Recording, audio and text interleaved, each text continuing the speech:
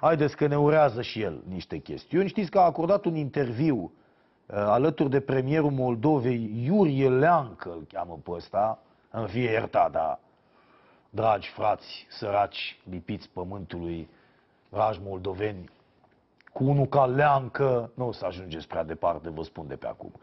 Și cum noi nu avem limba de lemn și nici odată în cerul gurii că, vezi, Doamne, am ajuns în ziua în care trebuie să vă mințim că sunt sărbători, o să vă spunem că Leancă ăsta e un terchea-berchea.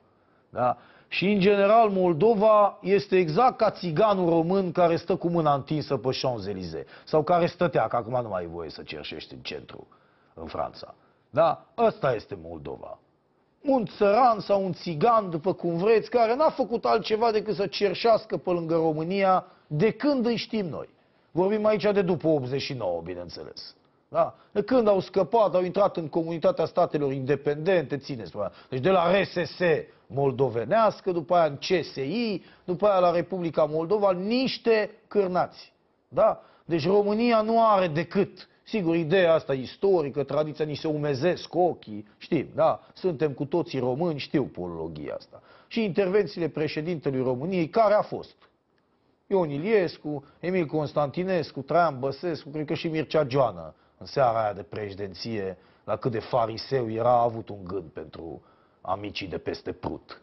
Niște incompetențe, niște lături în toate domeniile, da? Care au atârnat de România exact ca borfașul care a zis, mai dă și mie niște bani de țigări, nu-ți dau, bă, că mai dăm atunci niște bani de pâine, nu că tu-i bei. Nu, ăștia sunt moldoveni. Și tot ei, mă, cu gura mare, căci că le-ar fi stricat Băsescu planurile de când a zis-o aia cu Uniunea.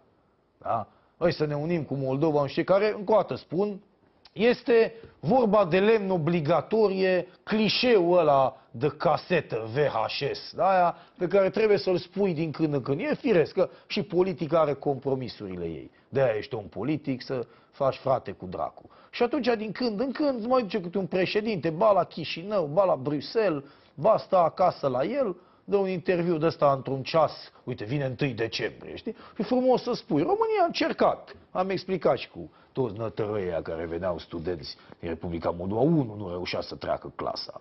Dar 10 erau, toți bursieri pe banii statului român, primiți în brațe, toate curvele alea ale lor care rămâneau gravide în primul semestru și așa mai departe. O rușine de oameni. Da, veneau, făceau, România n-a avut niciodată niciun privilegiu nicăieri. Atenție, ei veneau și stăteau pe spatele nostru. Și acum Leancă ăsta numai despre asta vorbește. Să-i lăsăm în pace că ei au drumul lor.